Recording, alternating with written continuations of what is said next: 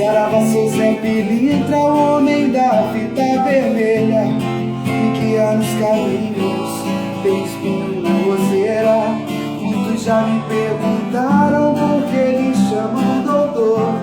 É doutor dos desvalidos e das ervas, é senhor. Boa noite. A respeito das dimensões, o que o seu Zé pode dizer, para ficar mais claro e fácil, é que é como uma cebola.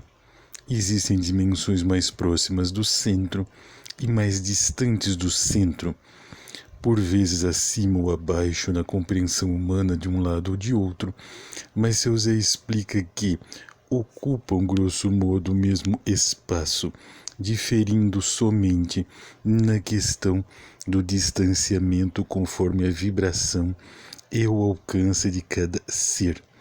Para ficar ainda mais fácil, seu Zé diria que numa mesma sala existem várias dimensões atuando. Não fosse assim, como num trabalho espiritual, por exemplo, teríamos o acesso e o assessoramento dos espíritos desencarnados que não estão incorporados, mas estão trabalhando tanto quanto. Com relação à pergunta sobre posições de orixás, o que o seu Zé pode dizer é que, por vezes, por razões diversas, um orixá por herança, por exemplo, num axé, acaba tomando a frente na coroa de um filho. Existem também casos em que, cumprida determinada missão, e eles são mais raros, um outro orixá toma a frente no trabalho mediúnico. Os filhos talvez estejam mais acostumados a verem guias e exus guardiões no geral do que orixás. Existem ainda situações em que os orixás tomam a frente naquilo que se chama briga por uma coroa, e não é para ninguém ficar vaidoso, é sim por uma questão de ajustamento energético, não se trata verdadeiramente de uma briga, evidentemente. Essas são algumas das razões que o seu Zé evidencia. Existem histórias particulares para justificarem alterações ou inclusões, quando, por exemplo, seu Zé citou um orixá por herança toma a frente na coroa mediúnica de um médium, geralmente, mas não apenas, dirigente espiritual. Entre mentes naquilo que o moço pergunta, se essa substituição, no caso de um orixá que cumpre uma missão e o outro assume a frente, se dá como em filiação, no caso de Logunedé em relação ao Oxum e Oxóssi. Não necessariamente, até mesmo porque essa filiação energética não corresponde à gestação, à geração física como se compreende de um pai, de uma mãe e de um filho. São outras as razões. Na casa espiritual trabalha-se geralmente da seguinte forma, embora haja exceções: um pai ou uma mãe de cabeça, ou ambos, melhor dizendo, e um outro casal energético como padrinho e madrinha, sendo que vale lembrar isso não corresponde a questões de gênero humano sexual. Existem ainda outras informações, como um orixá que vem de frente, literalmente de frente, quando seu Zé pensa está se referindo como o peito tomar a frente de algo, não se confundir com o orixá de cabeça, que também é chamado de frente. Mesmo nesses casos existem algumas particularidades, como inclusive da mediunidade do cavalo, sua forma específica que a ele compete saber e sabe.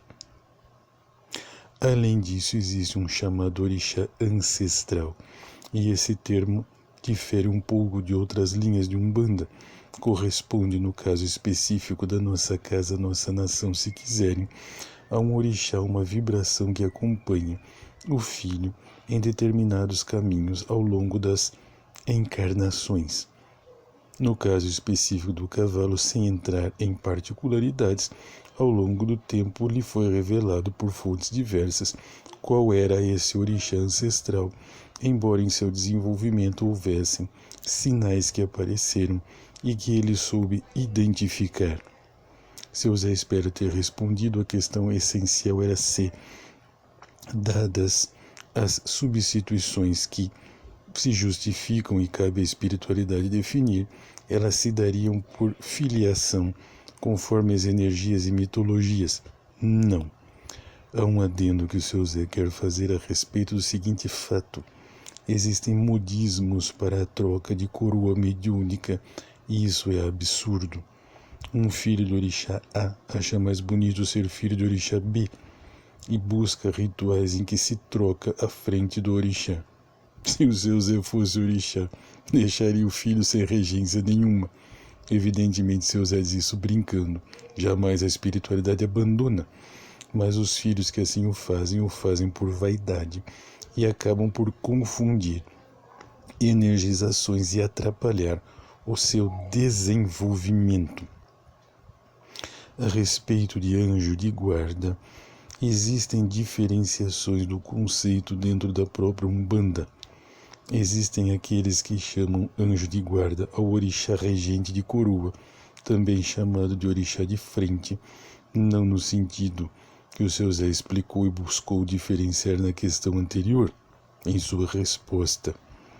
Existem aqueles que entendem o anjo de guarda como um espírito tutelar, uma espécie de mentor. E existem aqueles que identificam o anjo de guarda ao chamado Ori, a divindade individual, a cabeça de cada filho que, nas tradições de nações afros, vem antes do próprio orixá regente. Daí a importância de se cuidar da cabeça e se fazer os rituais como acontecem. Na Umbanda se faz isso, há outros rituais, mas de forma genérica com rituais de anjo de guarda, e cada filho é orientado a firmar a sua vela.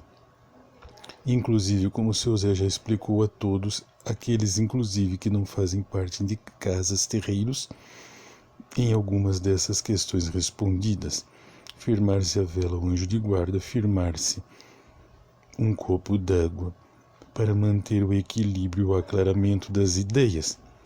Existem provérbios que dizem que não adianta se fazer ebô, ou seja, uma oferenda votiva para energização, se a própria cabeça do filho não depõe a seu favor.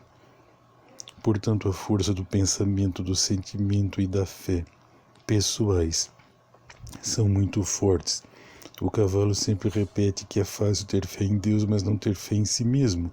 Em várias de suas preleções ele fala sobre isso e tem razão. Por quê? A pessoa pode firmar uma vela, fazer um padê, entremente se não confiar em si. De que adiantará a espiritualidade se aproximar como sempre está? Animando, incentivando. Se por outro lado o filho deixa a cabeça fraca e se afasta da espiritualidade. Então mantenham sempre a cabeça iluminada, os pensamentos, as ações coordenadas, os sentimentos. Seu Zé não é fácil exatamente. Por isso existem inclusive rituais específicos dentro da Umbanda. De qualquer forma, o pensamento pode ser dominado, seu Zé diria, em todos os momentos do dia, um exercício, e cada filho pode fazer as suas preces e fazer as suas firmezas pessoais em suas casas, além das ritualísticas de terreiros, sendo que há casas que recolhem e se deitam para o anjo de guarda e outras não. Isso são particularidades de casas, nações, terreiros, liturgias diversas. Boa noite.